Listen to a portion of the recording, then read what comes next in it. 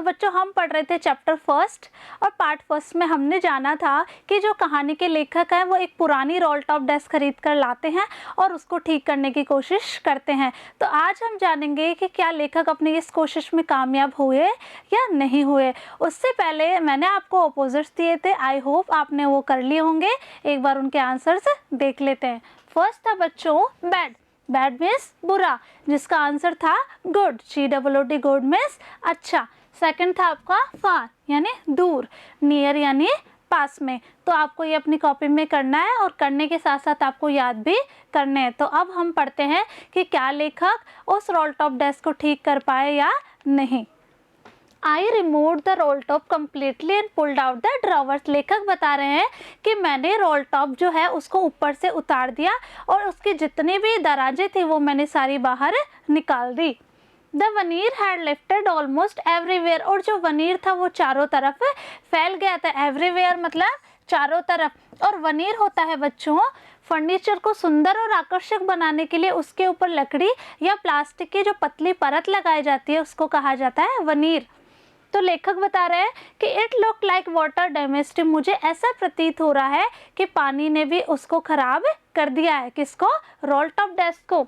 Both fire and water had clearly taken their toll on this desk. यानी पानी और आग दोनों ने मिलकर उस रोल टॉप डेस्क को खराब कर दिया है। The last drawer was stuck fast. और जो उसके लास्ट ड्रॉवर है यानी अंतिम दराज है वो बुरी तरीके से अटक गई थी। एक और अपोजिट नोट डाउन करेंगे बच्चों आप। लास्ट मतलब होता है अंतिम और उसका आंसर हो जाएगा फर्स्ट, FIRST फर्स्ट। आप नोट डाउन कीजिएगा। I tried. लेखक बता रहे कि मैंने कोशिश की। ट्राइड यानी कोशिश करना। All I could to ease it out gently, कि मैं इसको बहुत ही सौम्यता से निकाल सकूं। In the end I use brute force. लेकिन जब वो आराम से नहीं निकली तो अंतिम में मैंने क्या कर दिया, उस पर अपनी पूरी ताकत लगा दी। ब्रूट फोर्स यानी पूरी ताकत लगा देना। I struck sharply with the side of my fist. मैंने अपनी मुट्ठी से उस पर क्या किया, जोरदार प्रहार किया, जोरदार चोट मारी। And the drawer flew open to reveal a shallow space underneath. और ड्रॉर जो था वो एकाएक खुल गया और उसमें से एक सीक्रेट ड्रॉर भी निकल कर आया। There was something in there. और उसमें कुछ था। देखते हैं क्या निकलता उसमें। I reached in and took out a small black tin box. मैंने क्या किया, मैंने अपना हाथ उसमें डाला और उसमें से मुझे एक ब्लैक कलर का छोटा सा टिन बॉक्स निकलता हुआ दिखा।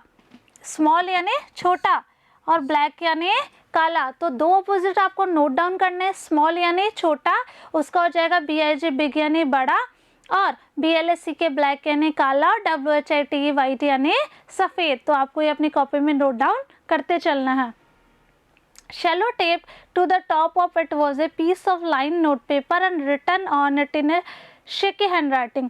वो जो बॉक्स निकला था बच्चों उस पे सेलो टेप से एक लाइनदार पर्ची लगाई हुई थी और उस पर्ची पर कांपती हुई लिखावट में क्या लिखा हुआ था, उस पे लिखा हुआ था जिम्स लास्ट लेटर रिसीव जनवरी 25, 1915। कि जिम का अंतिम पत्र कब मिला, जनवरी 25, 1915 को। रिसीव्ड यानी मिलना।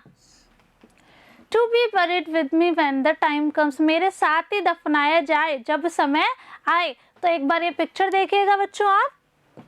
इसमें देखो ये हमारी कहानी का लेखक है, ठीक है, और ये जो है उसके रोल टॉप डेस्क है, और ये जो लास्ट ड्रॉअर है ये जो फंस गई थी लेखक हमें जैसा बता रहे हैं, और ये जो है इसमें ब्लैक कलर का टिन बॉक्स निकल कर बाहर आया है। आगे देखते हैं। I knew as I did it that it was wrong of me to open the box। लेखक कहते हैं कि मैं ये जानता हूँ कि मैं इस बॉक्स को खोलकर गलत काम कर रहा हूँ।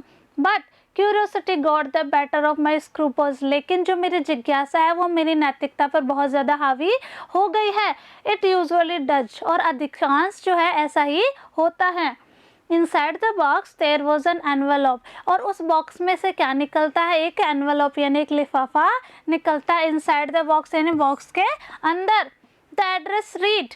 जब एड्रेस पढ़ा जाता है लेखक के द्वारा तो क्या लेखक एड्रेस पढ़ते हैं, Mrs Jim McPherson 12 Copper Beeches Bridford Dorset. ये उस पर पता लिखा हुआ रहता है। I took out the letter and unfold it, मैंने उस पत्र को निकाला और उसको अनफोल्ड किया, अनफोल्ड यानी उसको ओपन किया। It was written in pencil and dated at the top December 26, 1914, और उस पर क्या तारीख थी, उस पर तारीख थी 26 दिसंबर 1914। तो बच्चों हमने आज तक अभी तक ये जान लिया कि जो लेटर है वो मिसेस जिम मैकफरसन के नाम लिखा हुआ था, लेकिन ये पत्र लिखा किसने था, इसके लिए हमें आगे का पार्ट देखना होगा। तो हम नेक्स्ट पार्ट में मिलेंगे। उससे पहले एक बार आपके ऑपोजिट्स देख लेते हैं जिनके आंसर्स आपको फाइंड आउट करने और अपनी कॉपी में करने हैं। फर्स्ट है बच्चों आपका ओपन, ओपन यानी खोलना, तो इसका आंसर आपको लिखना है। सेकंड है स्मॉल, स्मॉल यानी छोटा। थर्ड आपका ब्लैक, ब्लैक मीन्स काला। और लास्ट है आपका शार्प यानी धारदार। तो इनके आंसर्स आपको फाइंड आउट करने और अपनी कॉपी में करने हैं और इसके साथ लर्न भी करना है। मिलेंगे नेक्स्ट वीडियो में। Thank you.